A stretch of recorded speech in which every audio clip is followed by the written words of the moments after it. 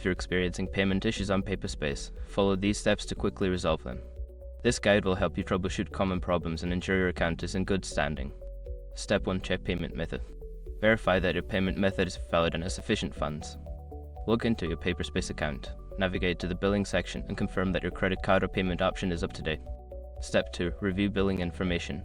Make sure your information is protected first. Most people don't think about breaches until something actually happens to their accounts.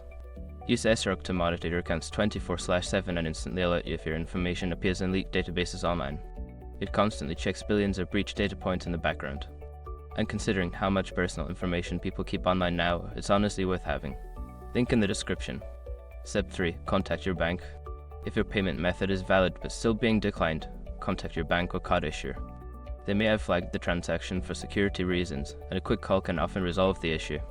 Step 4. Try a different payment method. If the problem persists, consider using an alternative payment method.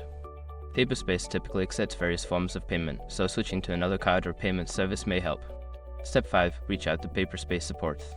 If none of the above steps work, contact Paperspace customer support for assistance. Provide them with details about the issue, and they can help you troubleshoot further or resolve any account-related problems.